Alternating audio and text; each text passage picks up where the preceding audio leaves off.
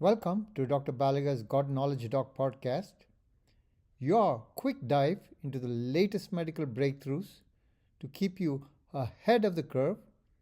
Let's get started. Today is November 28, 2025. This video is on a Lancet article published 2 days ago, November 18, 2025, titled Ultra Processed Foods and Human Health, the Main Thesis and the Evidence. What are ultra-processed foods? They are industrial formulations made mostly from substances extracted or derived from whole foods and combined with additives. Why are ultra-processed foods linked to poor health? Evidence shows ultra-processed foods promote nutrient imbalance, overeating, and exposure to harmful additives and contaminants. Does ultra-processed food displace traditional diets? Yes. Long-term national surveys show ultra-processed foods increasingly replace whole food dietary patterns worldwide. Are ultra-processed foods associated with chronic diseases? They are linked to obesity, diabetes, cardiovascular disease, kidney disease, depression, and higher mortality. Is the evidence mainly observational? Mostly yes, but short-term trials confirm ultra-processed foods increase calorie intake, weight, and fat mass. How do ultra-processed foods promote overeating? Their hyper-palatability, soft texture, rapid energy delivery, and disrupted food matrices increase eating rate and total intake. Do ultra-processed foods reduce intake of protective foods? Higher ultra-processed food share strongly correlates with lower intake of fruits, vegetables, legumes, and phytochemicals. What additives raise concern? Commonly included additives include emulsifiers, non-sugar sweeteners, colorings, and flavor enhancers. Do ultra-processed food packages contribute to harm? Yes. PFAs, bisphenols, phthalates can migrate from packaging into foods. How widespread is ultra-processed food consumption? Ultra-processed foods make up 9 to 60% of national diets, highest in the USA, UK, Australia, and Canada.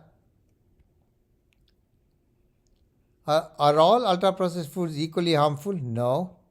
But even the healthy ultra-processed food subgroups are generally inferior to minimally processed alternatives. What mechanisms link ultra-processed foods to disease, inflammation, dysglycemia, dyslipidemia, microbiome dysbiosis, and liver and kidney dysfunction are implicated. How strong are associations? Pooled risks for major outcomes range from 1.14 for stroke to 1.90 for Crohn's disease when comparing high versus low ultra-processed food intake. Do dietary guidelines address ultra-processed foods? Several countries have incorporated ultra-processed food reduction into national guidelines, though many have not. What global patterns exist? Ultra-processed food sales are rising sharply in low and middle-income country regions where traditional diets once predominated.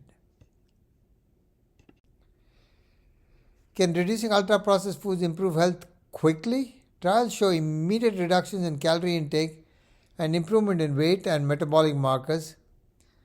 Is misclassification of ultra-processed foods a major limitation? Studies using trained raters and validated protocols show classification errors rarely alter conclusions. Why are randomized controlled trials limited? Long-term dietary randomized controlled trials are methodologically and ethically challenging, making cohort evidence essential. Do economic factors drive ultra-processed food consumption? Ultra-processed foods are cheap, convenient, aggressively marketed, and engineered for high consumer appeal. What policy actions are recommended? Regulation, marketing restrictions, warning labels, and support for minimally processed foods are proposed.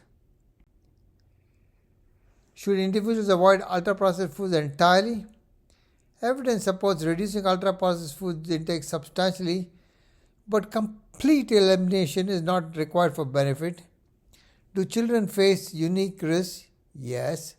Ultra-processed foods increase risks of obesity, dyslipidemia, and metabolic dysfunction during critical development windows. How fast is the ultra-processed food shift occurring? In mainly middle-income countries, ultra-processed food market share has doubled or tripled within 3 decades. Are ultra-processed food effects solely nutrient-based? No. Harm persists even after adjusting for sodium, sugar, saturated fat, and other nutrient mediators. What remains uncertain? Precise mechanisms, subgroup differences, and long-term outcomes in low-income countries require more research. If you enjoyed this episode, share it with your colleagues. When we change how we see disease, we change how we shape lives. Until next time, stay curious, stay compassionate, and keep seeking wisdom. Podcast brought to you by masterbedfacts.com. This podcast is for physicians and healthcare providers.